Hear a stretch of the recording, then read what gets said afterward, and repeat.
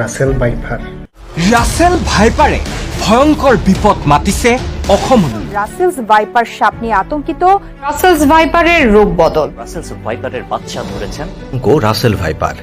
Russell viper নামে গত কিছুদিন ধরে গোটা বাংলাদেশে এই রাসেলস ভাইপারের খুব বেশি উপদ্রব বেড়েছে এবং বিশেষ করে গ্রামাঞ্চলের লোকেরা খুব বেশি আতঙ্কের মাঝে আছেন। শেষ পর্যন্ত আমাদের আসামে ওই বিষধর প্রাণীটির উপদ্রব বাড়ছে।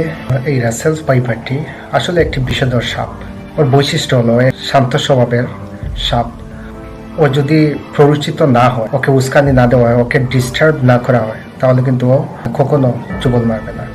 কিন্তু আপনার আশেপাশে এই রাসেলস ভাইপারের থেকে কয়েক গুণ বেশি বিষধর প্রাণী আছে। সুযোগ পেলেই আপনাকে দংশন করবে, আপনার ক্ষতি করবে।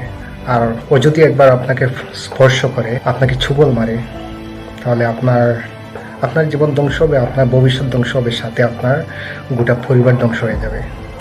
অনেক বিষধর প্রাণী, অনেক বিষাক্ত প্রাণী আপনার আশেপাশে আছে।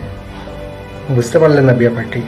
আসলে আমি কিছু লোকের কথা বলছি যাদের স্বভাব হচ্ছে সুযোগ পেলেই সবসময় অন্যের ক্ষতি করা, অপকার করা।